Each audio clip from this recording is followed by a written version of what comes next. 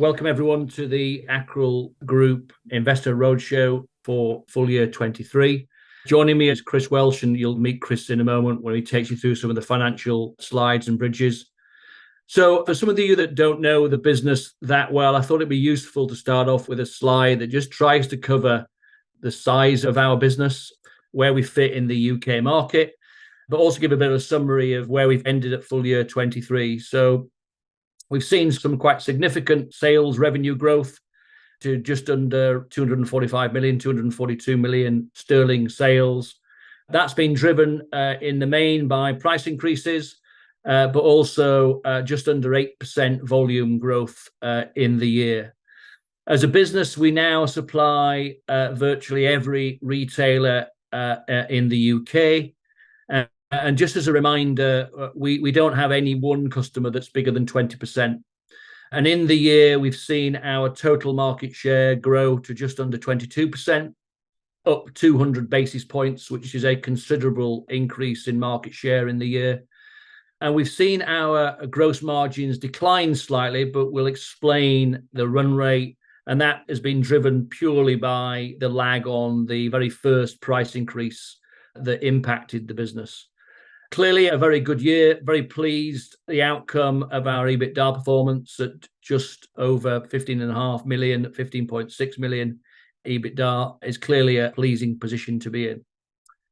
So as a reminder about what we do split our business into two parts. For those that you don't realise it, the UK in toilet tissue and kitchen towel is bought and sold in three categories. So there's a luxury end where we compete with the brands. There's a premium section, and there's an economy entry level. What we've seen over the last 5 years is the Accrol business has changed quite dramatically. 5 years ago, probably 95% of our work was in the economy level, with very little in premium and luxury. And today our business sits very strongly with the dominant volume in the luxury end. We compete very aggressively with the brands on softness for toilet tissue and absorbency for kitchen towel. But also don't be mistaken thinking that the margins that we make are different. So one of the areas that we've worked incredibly hard is ensuring that we've got a real consistency of margin, whether it's an economy product, whether it's a premium product, whether it's a luxury product. And certainly what we're seeing as we entered full year 24 is the consumer in the UK was moving away from the brands, and I'll touch on market share in a moment, but moving away from brands into our luxury area. But we're also seeing people move from luxury back into premium, and premium into economy. Clearly, the cost of living crisis has helped us, and we've certainly seen that as we entered full year 24. And I'll give you more of a flavour of how we've seen the market towards the end. And our facial tissue and wet wipe business were at the moment relatively modest. Our facial tissue business was turning over around £20 million, up from 10 million probably 2 or 3 years ago. Today, the run rate is around 25, and we've got a capacity of around 30 million in our facial tissue business. And again, I'll give you a flavour about what's happening in that market in a moment, but our Softy range is the fastest growing branded product now in the UK market. And our John Dale business, the wet wipe business, has been a real star within the group. Small beginnings with about £1.5 million of sales when we first bought John Dale. Now all of that volume is in flushable wipes. Run rate, as we exited full year 23, was just sub £10 million. We sold just over £6 million in full year 23. We've got a new wet wipe machine arriving in the middle of next calendar year, which will allow that business to grow to circa £30 million plus. We've got an incredibly strong pipeline, and access to the retailers is critical as we add this additional product to our range. Clearly, the range of customers that we have in the UK significantly helps us to allow the business to grow enormously. So really strong performance across all of our businesses. So capacities for our business. Our toilet roll and kitchen towel business has a capacity of around £200 million. Today, the run rate is around 200. Facial tissue, as I said earlier, current capacity post-investment is around £30 million, and our wet wipe business, as I said earlier, is around 30 as well. We know we are now the lowest cost producer in the UK with regard to toilet roll, kitchen towel, facial tissue. With the new business coming into our John Dale business, we're very confident about driving the costs also down in that business as well. We've completed our final automation in the Leyland business. We've spent now the best part of £25 million in investment since 2019. And some of the performances we've seen in operational output across all of our businesses has been significant in full year 23. This has mainly been driven by our automation of all of our sites. So the final location to be completed was our Leyland business. Now all of our operations are fully automated. And the only human intervention now is when you put reels onto machines and when we put pallets onto lorries. The rest is fully automated. And if you've got time, it would be useful to go onto our website, and there's a 2-minute video. It'll give you a real flavour of the level of automation in the business, the investments we've made. It's a real snapshot of the quality of assets we now have in the UK. We've also seen significant revenue per head numbers improve within the Accrol operations. When I joined in late 2017, a revenue per head in the Accrol estate then was around £150,000. And today we sit at just under £600,000, 576,000. And that compares very favourably with some of the big brand owners in Essity and Kimberly-Clark. But the operational performance of our business, you have to be pretty relentless, and it's something that we will never be complacent about improvement across all of our operations. So a summary of our performance for full year 23. As I said on slide 1, revenues were up significantly, just over 50% to £242 million. Really pleased around the volume growth in a flat market, just under 8% volume growth. And that has driven our market share, as I said earlier, up by 200 basis points now to 21.5% on a volume basis. We think measuring it on volume is a fair and consistent way of doing it. Market share in full year 22 was 19.5%. And as a reminder, in late 2016, market share was 7%. So the Accrol business has grown substantially over the last 5 years to be a major player in the UK market. Again, EBITDA returns up just over 70% to 15.6 million. And pleasing that we've seen a further reduction in our net debt to just under £27 million, or 1.7 times our EBITDA performance. And we expect full year 24 net debt to be less than 1 times. Again, output per head up again at 7%. And I think the key point regarding capital is the major capital investment in the group is now behind us. Our ongoing maintenance capital in the organisation is between £3 and £4 million. So I'll pass over to Chris, who will take you through the next few slides and just give you a real flavour and colour on some of the financial performance of the group. So over to you, Chris. Thanks, Gareth. Afternoon, everybody. So just a summary of our financial performance with some more detailed bridges to come. Touching on revenue first, as Gareth mentioned, a significant growth in top-line revenue to deliver just under 242 million, which marked a 52% year-on-year growth that was underpinned by around 8% of volume growth and then 4 separate price increases, which were implemented throughout FY23. And I've got a bridge which will detail each of those out further later on. And what that meant was that Accrol's ultimate market share grew by 200 basis points up to just under 22% in the year, which marks a significant improvement over the last few years. The reference back to 2017 when market share was around 6%. Moving down the P&L, that means that a return of about 15.6 million EBITDA, which is a strong growth year on year of around 71% increase, with a partial time lag that was created due to the inflationary pressures that we saw coming through on our key raw materials and other prices coming through. Ultimately, that delivered a margin performance at an EBITDA level of just under 7%, which we expect to and forecast improvement in that margin return and indeed gross returns as we look out into FY24. And then the final headline, just around CapEx, total CapEx in the year, just over 10 million. And the real story there is what that marked is the end of our significant investment into automation, where we have now fully automated the whole of the core tissue business and implemented some new lines, particularly into our Leyland facility. And moving forward, we expect that CapEx will return to more sustaining and maintenance levels of around the 3 to 4 million range, which will broadly equal depreciation moving forward. And very similar information, just presented in a slightly different way. I think the number I wanted to draw attention to in here is just around the net debt position, which reduced from a gross perspective down to below 27 million in the year. The real improvement there is a reduction to 1.7 times levered at the end of FY23 versus around 3 times levered at the end of FY22. And as Gareth touched on, we are expecting that to continue to improve and head towards around 1 times at the end of FY24. Thank you, Chris. So I touched on this earlier. I think it's important to understand the dynamics that's happening in the market. There's clearly been a shift change, as you see, from full year 22, from branded products into private label. As a reminder, this is the highest market share data that we've seen private label move to in the history in the UK.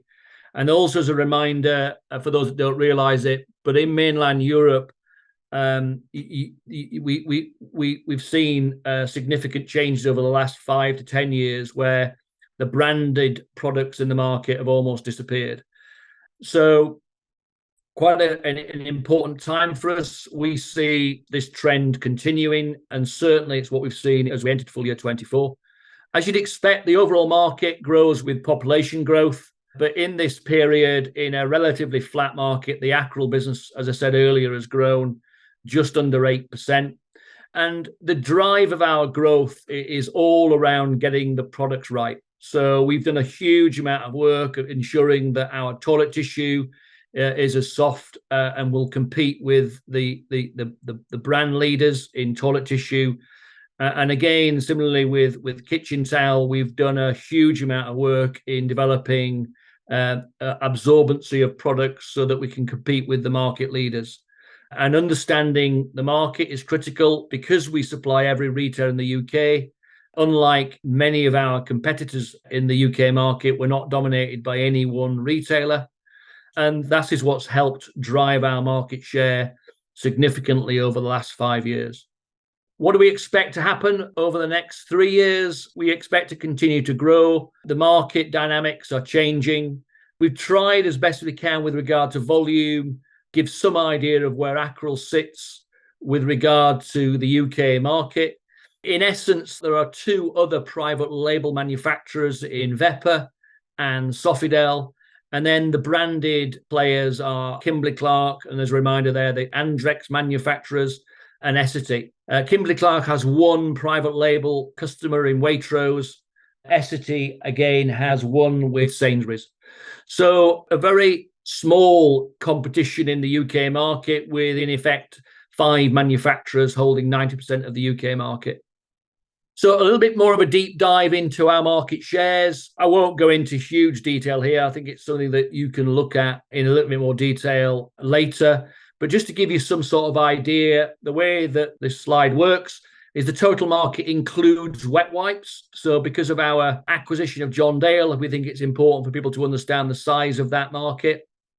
And this is only capturing the personal care wet wipes. So this is baby wipes, this is makeup wipe removals, etc. That's worth about £500 million. Clearly, we've got a very small market share. 95% of our product we now produce out of John Dale is a water industry approved wipe. If you put one of these into a glass of water, it will disintegrate. You can flush them down the toilet. What we are seeing in the retailer base that we supply is a real demand for water industry approved wipe. So we're in an incredibly strong position to see that business grow. We would expect over the next 18 months to 3 years for that business to grow to around about £30 million. We've got an incredibly strong pipeline. It's one of our highest margin businesses. along with our facial business. So big opportunities within our wet wipe business. And you can see there our market share of the private label market, and obviously our market share growth in branded. And again, we'll touch on a little bit more on the branded products, but in toilet roll, we have an Elegance product. In kitchen towel, it's Magnum kitchen towel. And we have the fastest growing now brand in kitchen towel in the UK, along with the fastest growing Softy facial tissue brand in the UK. Clearly, large amounts for us to target, but that's where we see most of our growth is as the consumer switches out of high cost branded products into great value private label products, that we are seeing all of our growth. And as the cost of living crisis continues to impact the UK, with products that are everyday items, once someone swaps and realizes that the product from Accrol is as good, if not better, than the branded product, they never swap back. So real big opportunities for us over the next 2-3 years that we're really excited about. So a little bit more detail on each of our categories. So as I said, toilet tissue in a relatively flat market, we've seen further growth. Kitchen towel, quite substantial, and that's on the back of our Magnum range. And as I said, our facial tissue business has also grown substantially. We also have developed our own direct-to-consumer subscription model in our Oceans range, which is a plastic-free range of products that includes toilet roll, kitchen towel. It'll have soon facial tissues. It's got laundry towels in addition to wet wipes. And we've seen quite significant revenue growth in that part of our business. We don't see this taking over the world, but what we do see is there's great opportunities for us to develop new ideas, new products, and test the market. Oceans is now the fastest growing direct-to-consumer product in the UK, and an area that we see growing to between 40 and 50 million pounds in revenue terms. Again, on our wet wipe business, we've seen significant growth since the acquisition of just under 170%. But with the products we've now developed, we see this part of our organisation growing quite substantially. As I said earlier, we've invested in a new wet wipe machine, which comes on stream in the middle of next year, which will allow this business to grow substantially. Our pipeline and contacts with all of the retailers is significantly strong, and we're very confident about the growth in this particular area. And we also have an incredibly strong reputation with all of our customers. Our service offering is exceptional. We are either number 1 or number 2 in OTIF service performance with all of the retailers. And that's pretty critical when you add that to having the best possible products that we can. Giving the retailers incredibly good service is really important to that growth number that's been delivered and our growth expectations going forward. So I'll pass over to Chris now. We'll take you through some of the financial bridges to give you a real flavour about how our business has grown over the last 12 months. Thanks, Gareth. So just a slightly more detailed view of our revenue growth in FY22 moving through to FY23 to ultimately deliver the 242 million that we previously mentioned. Firstly, underpinned by just under 8% of volume growth, which added around 11 million to the top line, and then a subsequent 4 separate price increases spread across FY23, which contributed around 70 million to the top line growth, ultimately represented 100% of our price inflationary pressures coming through on our raw material and input costs being passed through to our customers. Each one of those price increases throughout the year was implemented in a quicker and more efficient way than the previous one, and as I say, ultimately underpinned significant growth year on year at the revenue line of about 52%.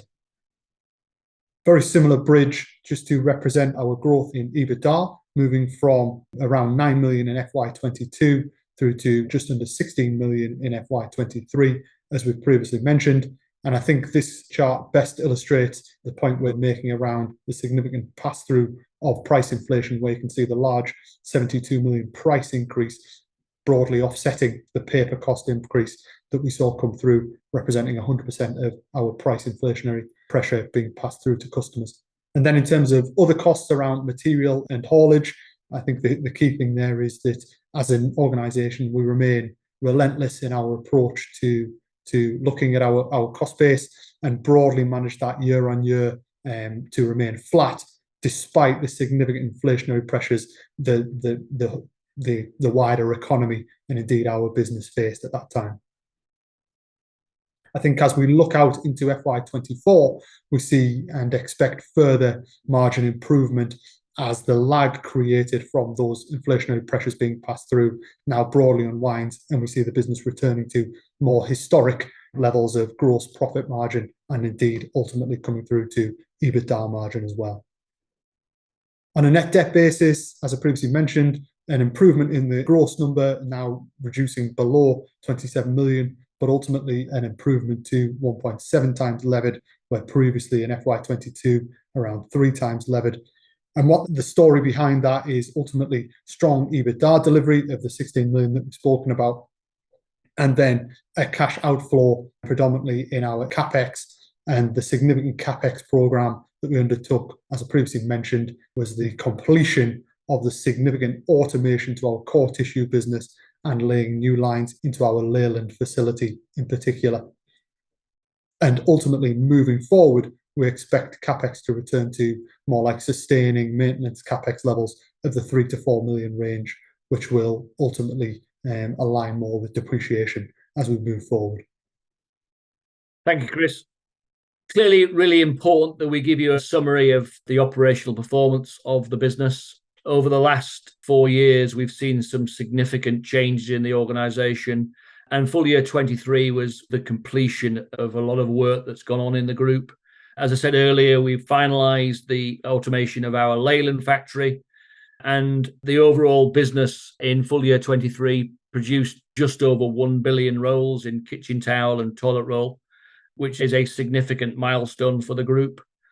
We've seen also the final completion of a fully integrated IT system, an Oracle-based end-to-end IT system that gives us clarity on all parts of our business, from goods in to the stock position and how that is then delivered to the retailers.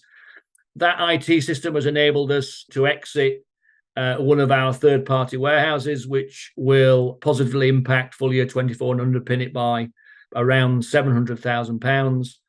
As Chris also mentioned on logistics are our second biggest cost after tissue input costs, and the move to 38mm cores across the board has meant a significant reduction in vehicle movements of just over 5%, and a significant increase in numbers of product on each pallet. And then we're also now, as we've been able to simplify our business even further with regard to the tissue types we are using, we're bringing a lot more of our reels direct to our factories. And again, the ongoing annualized saving of those that will impact full year 24 and beyond is over £1 million a year. And then finally, something that we're really, really proud of is in full year 22, we started a training hub where individuals could access online training facilities for their own personal development. And we've completed over 4,500 training hours in full year 23. And we have an employee survey that we run twice a year, and the engagement scores achieved in the latest employee survey was 83%, which is the highest I've ever achieved in my operational manufacturing career, which is something that we're very proud of. So just some ESG highlights. I think it's really important to understand what a difference that we are making in each year of operation. As a reminder, we're the only UK tissue business who is accredited member of the Living Wage Group. We believe very strongly that manufacturing is an opportunity for people to earn a decent wage. We've clearly automated all of the low-cost roles in our organisation, but I'm also very keen, and we as an organisation are very keen to ensure that there are real careers for individual in our organisation, and something that we are very proud of with regard to the Living Wage accreditation. I mentioned this earlier, output per head is up 7%, and this wasn't from a poor level of performance. The business has been delivering some significant improvement for the last 3 years. So again, we're really pleased. And that's mainly driven through the full impact of automation of all of our sites. Because of the 38mm cores and some other work that we've been doing, we've seen a 15% reduction in our plastic wrap.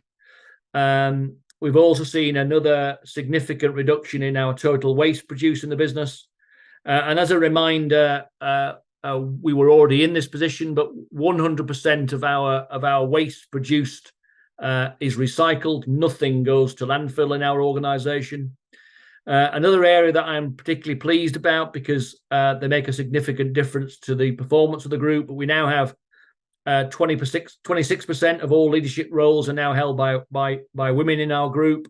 That was up from 6 or 7% in 2017. We also bring health to work. So there's an annual free health check for all employees. But we're very conscious of the fact that we are still a male-dominated workforce, and males sadly tend not to go to their GP. So we started to bring the GP to the workplace. Clearly, it's voluntary; you don't have to do it, but we know that keeping a healthy workforce is really important. Total number of accidents in the group were down 10% in the year. Our Leicester operation has now gone 3 years without an accident. The transformation in health and safety in our group is monumental. And another key standard for me is around absence. So whilst we have a very good sick scheme in place for employees, our absence within the group in full year 24 was less than 2%.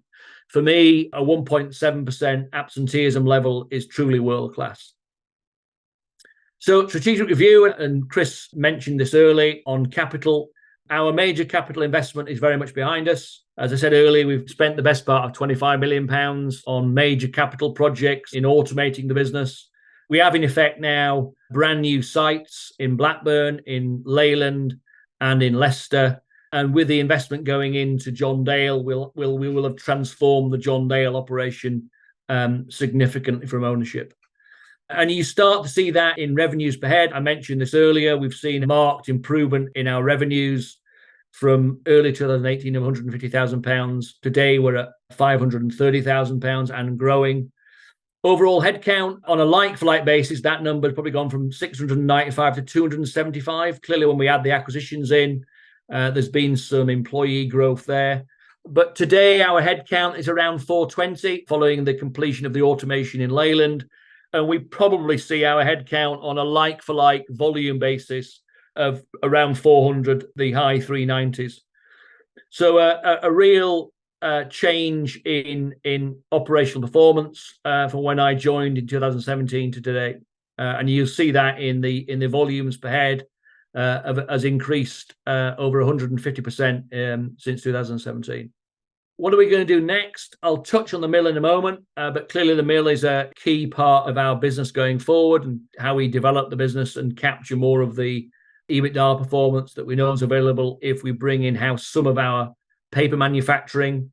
But we've now got a core toilet and kitchen dowel business with about 25% spare capacity because of operational performance, simplification in our organisation that we continue to grow in. We've got a facial business that will have grown threefold. And again, we've got a very clear pipeline of taking that business to 30 million over the next 12 to 18 months.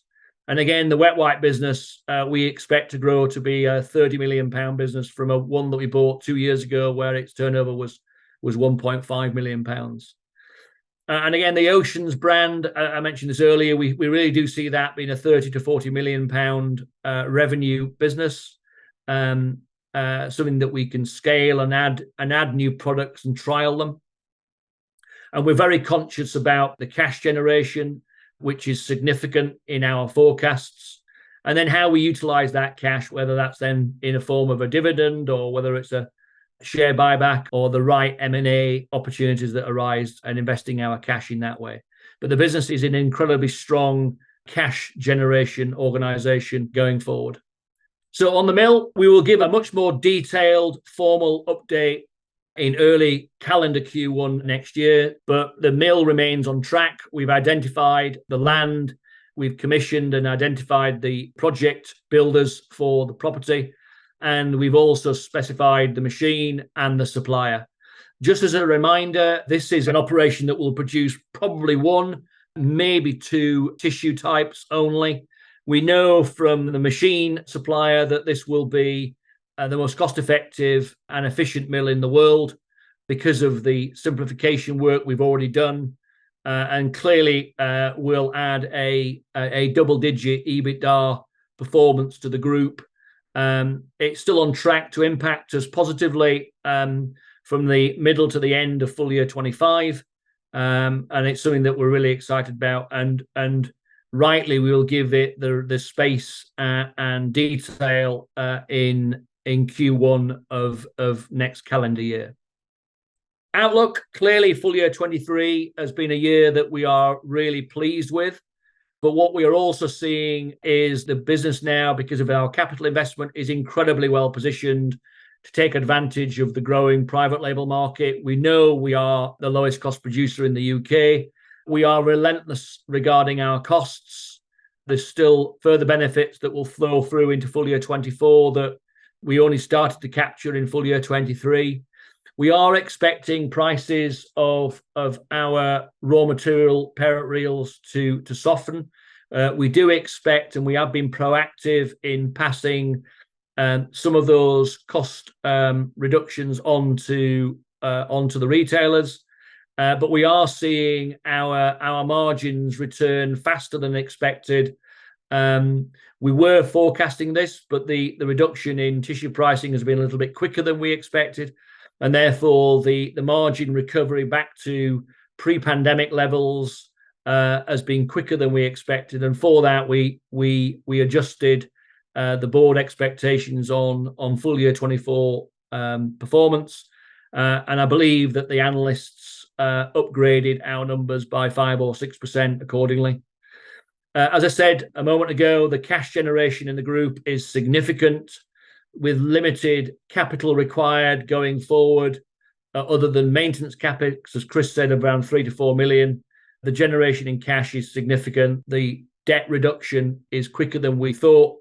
And we're in a really strong position to take advantage of a market that's growing incredibly strongly in the UK. So we look forward in full year 24 with a lot of confidence, and also look back at a business we now see is incredibly well invested and something that we're all really quite proud of. So at that moment, I'll stop and for any questions. And we've got the first question here. Are you affected by the closure of Wilko, and if so, how? So Wilko was a customer of ours. It was a pro forma customer that we were managing very closely.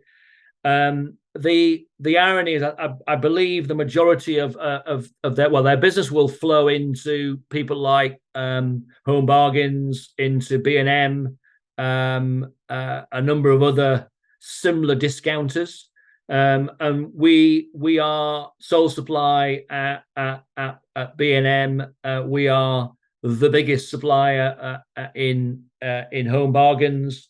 What we are seeing is a flow of that volume into those operations. And one of the benefits of us supplying every retailer in the UK is when we see some winners and some losers, our intention is to ensure that we're always backing the winning horse. We'd like some more volume with a few other retailers, but our market position is incredibly strong to take advantage of whatever impacts the UK market. So, are there any costs associated with the closure? Not substantial costs to my knowledge, no. And what's next for product expansion? And related to that, will you use your customer base to grow outside paper goods? So we will. I think people that aren't living and breathing toilet roll and kitchen towel every day probably don't realise how dynamic the business is and the sector. So there is a lot of product development, something that we have a huge amount about knowledge with the customer base that we have about what works, what doesn't work. We're seeing a lot more conversations with our retailers about how we can help them continue to grow. The common theme that we have with with the retailers is that all of them want to increase their private label sales at the detriment of brands. They make a bigger margin with our products than they do with brands. So there's a joint effort at growing the private label sector. So we've seen a number of new innovations, new products come to market with our John Dale business. Clearly, we've been leading the flushable wet wipe market. Clearly, our pipeline is incredibly strong because of that. We believe we are one of only 2 manufacturers in the UK that is capable of producing at scale a flushable wipe that's made out of, in effect, tissue. And the only other the competitor we have has only 1 machine that's capable of doing it. So we think we've got a real advantage there. Our Oceans business, we've just launched a new laundry towel, which it replaces or would replace a laundry powder. The benefit of this is it doesn't have any microplastics within it. It's in effect a paper towel that's impregnated with a cleaning agent with no microplastics. And we see Oceans and that direct-to-consumer opportunity as an area that we can try things. I think it's important for businesses to have an area that you can fail safely. You want to try a few things. Some things will work, some things will not work. And Oceans is an opportunity for us to try particular products direct to consumer. And then we can then scale them at real pace, as we've done with John Dale and the wet wipe business. So we see opportunities in the tissue space and in the household product space. So there's a number of new products that we're trialing and developing, and it's certainly a very exciting area for us going forward. And what's happening with government regulation on wet wipes? Will there be increased competition driven by that regulation? Well, I think I said this earlier. I think the challenge for the big wet wipe manufacturers in the UK is much of their asset base cannot run a truly flushable wipe because of the nature of the way that you manufacture the product. Most of them need to have a material that flows through their machines that's strong. And the reality is the only way that they're able to do that is by using a plastic-based wipe. Our machines at John Dale and the new one that we've purchased don't operate in that way. The other key element is that there are a large number of retailers now wanting UK manufacturing for their wipes. So a lot of wipes are brought in from Israel and from further afield. And there's a real drive for the consumer to have a UK manufactured solution. Clearly, we've got an advantage today. We're not naive enough to think that will remain forever, but the size of the market we want to win is about 7% of the total market. We're currently around 1%. And we believe that our relationship we have with the retailers, the ability that we'll be able to supply a mixed load of product, I think is a real competitive advantage, and it just adds to the range of paper-based products that we can now supply into the retailers. So exciting times for us with regard to wipes. And if the government bring in legislation that bans plastic-based wipes, it will only accelerate our performance. And can you explain foreign exchange losses in more detail? We buy our for those that don't realize it, we buy our tissue in dollars. All of our paper is denominated in that currency. As an organization, we're not a hedging group. We take out hedging policies normally on a 3-monthly rolling basis. And in the year, full year 23 just gone, there's been some specific, very unusual market dynamics, mainly around the time that we had a prime minister for 42 days, and she endeavoured to destroy a UK market quite successfully. And we saw some quite significant changes during that period in FX rates that impacted us, that clearly are an unusual period. It's something that we wouldn't normally expect to see. And certainly all we try to do as a business is ensure that we have a clear understanding of what the sterling cost of paper is, and that gets factored into our pricing to the retailers, and that's what drives any price increases to them. So it's we don't have any particular complicated FX rates, but in that particular period, the Premiership of Liz Truss for 42 days had a dramatic impact on all currencies for that very short period. And what's the interest rate impact on the debt? And if they are higher for longer, how will it affect the business? Chris, do you want to take that one? Yeah, so our debt is structured across a few different facilities. We have an RCF facility, which you'll see in our annual report. We've just successfully renewed and extended, and we have an invoice discounting facility, and indeed some asset-backed lending on specific machinery. And broadly, that follows a market-based rate of SONIA plus 2% to 3% type range. My supermarket brand toilet rolls are now twice the length as before. Is it possible that consumers have not fully adjusted to this and now store more toilet paper than before, leading to a one-off jump in sales, which will not repeat and may gradually unwind? So you will see across the UK double rolls. So what we're seeing a lot at the moment is a lot of retailers moving to rolls with double the volume in them.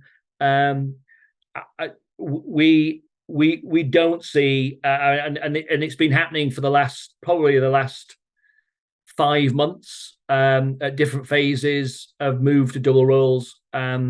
We haven't seen a sudden increase in volumes and then no sales.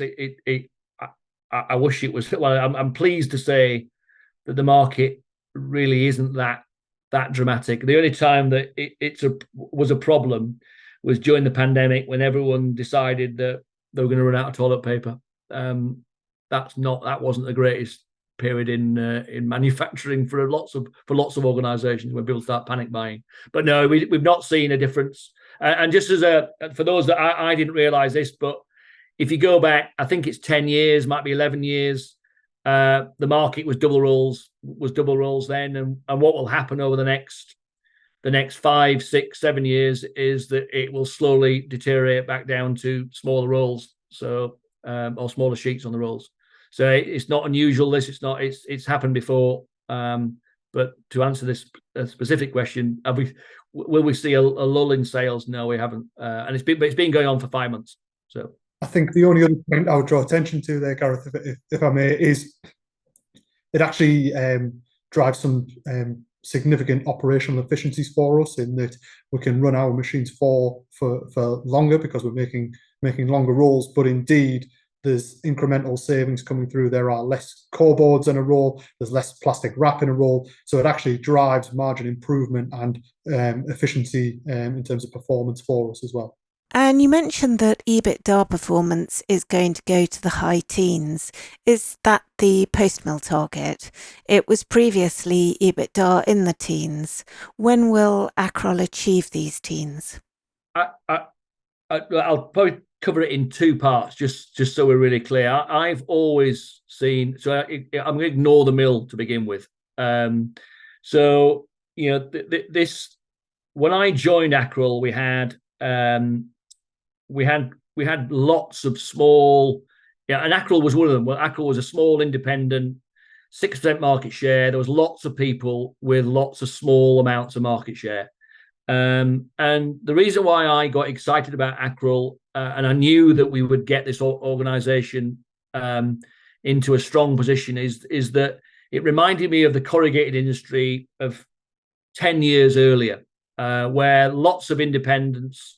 And what happened in the corrugated industry, you got down to 3 major players in the UK, and the result of that size, scale of those operations was businesses that made teen EBITDA returns, so low teen EBITDA returns. And that's certainly what I saw in Accrol, that if you could have an operation that was well invested, the market consolidated through acquisitions, the market grew, then you'd end up with a sector that the players within that make teen EBITDA returns. And that's certainly what we are now seeing. The reality today is that we've now got 3 suppliers. So there are only 3 of us in the UK that account for about 90% of the UK private label market. The other branded players are sensible. They want to make a decent return. They also have high cost base, so they have to make a certain margin. So the well-invested operations will make a sensible level of return. If I then add a mill to the Accrol business, that adds another teen EBITDA number to the operation that clearly then further enhances the profitability of the group. Clearly, having our own mill is quite important. It opens up additional volume growth for us as a business. So the market has changed dramatically over the last 5 years, to a place that I recognise. I see, having worked in the paper industry for the last 20 years, when you get a market that is in effect covered by 3 manufacturers, then the level of return becomes a sensible level of return. And that's the sort of business that we are seeing today, and we see as we look forward. And regarding the mill, can you explain the difference between the total cash consideration of 10 million, including working capital, and the total investment costs, including land, building and machinery, are expected to be less than 50 million, with the business owning the land and buildings? Chris, do you want to take the financial mathematics that we've shared with investors? Yeah, no problem. So just to touch on those, the numbers you've quoted there are correct. We expect the total project in sterling terms to be around 55 million, of which there will be an initial cash outflow, so a net spend on initial cash outflow of around 10 million sterling. That 10 million sterling will be spread but largely back weighted to the 18-month build time that Gareth alluded to earlier, and that 10 million includes approximately a 5 million injection into startup working capital. The remaining 5 million of that initial cash outflow broadly represents deposits for the machine and the land and buildings, which, as you alluded to in the question, yes, the plan is that we'll fundamentally own the land and buildings, and that will then the remaining cost of around 15 million in total will be underpinned by some form of local bank borrowing, local debt, effectively a mortgage, and then the total machine cost of around circa 30 to 35 million will be underpinned by some borrowing specific to that machine, which will be repaid out of the EBITDA earnings of the machine over a period of time to be determined. And what are the benefits of the mill? The simplification of our tissue grading means that the mill that we will build, invest in, will be one of the most efficient mills in the world. We know that from the machine manufacturer, how excited they are. It means that the amount of tissue that we are buying on an annualized basis becomes a little bit more manageable. Clearly, we are the biggest purchaser of tissue, I was told, in the world. We're definitely the biggest across Europe, and I don't think that's a league table that I particularly wanted to be top of.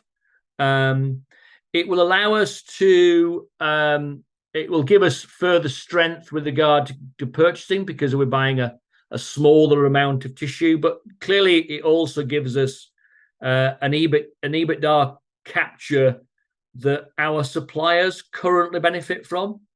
And then finally, it gives us access to more opportunities within the retailers. Some of the very large grocers do like a major supplier to also manufacture tissue.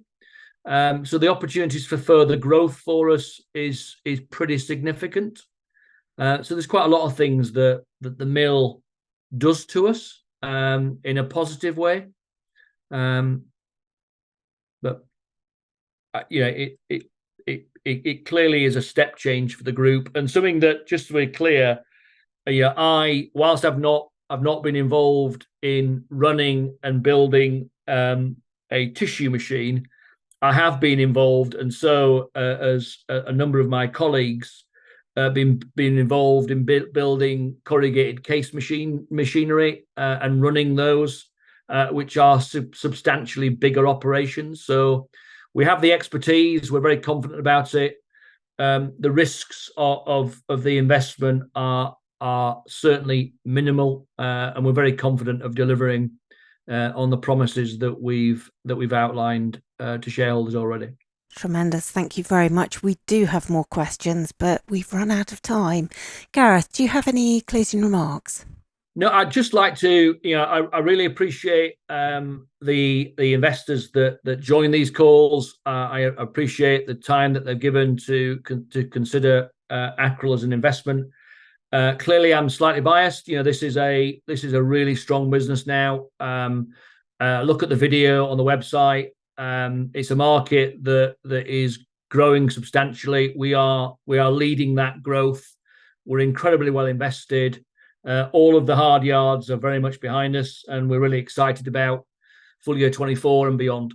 And thank you for listening.